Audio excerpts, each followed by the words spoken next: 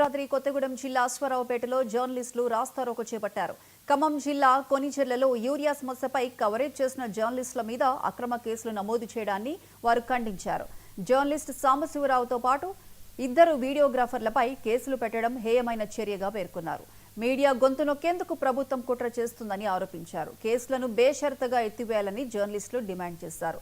జర్నలిస్టుల ధర్నాతో ఖమ్మం రాజమండ్రి హైవేపై భారీగా traffic jam ఏర్పడింది. మీడియాపై జరిగిన దౌర్జన్యం గురించి ఈరోజు అశ్వారావుపేటలో జరుగుతున్న ఈ యొక్క మీడియా మిత్రుల ఈ యొక్క కార్యక్రమంలో మేము కూడా పాల్గొనడం మాకు చాలా సంతోషంగా ఉంది. అశ్వారావుపేట బీఆర్ఎస్ పార్టీ నుంచి మేము కూడా మా యొక్క ఐక్యతను తెలియజేస్తున్నాము.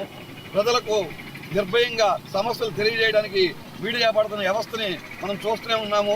ఇలా వర్షమని కాకుండా ఎండని కాకుండా కూడా ప్రతిరోజు కూడా ప్రజల్లో మమేకమయ్యి వారి యొక్క సమస్యల్ని ప్రభుత్వం దృష్టికి తీసుకెళ్లే కార్యక్రమాన్ని వాళ్ళు స్వచ్ఛందంగా చేపడుతున్నా కూడా ఇవాళ ప్రభుత్వం దాన్ని మంట కలిపి కళ్ళు కొడుతున్నాయి. అలాగే ఎందుకంటే యూరియాలో పై బారులు తీరిన చెప్పుల చేతలు అలాగే ఆధార్ కార్డులు పాస్బుక్లు కూడా పెడుతున్నా కూడా ఈ ప్రభుత్వం దృష్టికి కళ్ళు తెరవట్లేదు.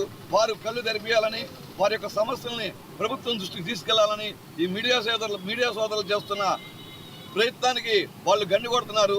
నిర్భయంగా తెలియజేస్తున్న మీడియాపై సంఖ్యలు వేయడం ఎంతవరకు భావ్యమో వారు తెలుసుకోవాలి. ఇవాళ సమస్యల్ని వారి దృష్టికి తీసుకెళ్లకపోతే సమస్యలను ఎప్పుడు పరిష్కరిస్తారు?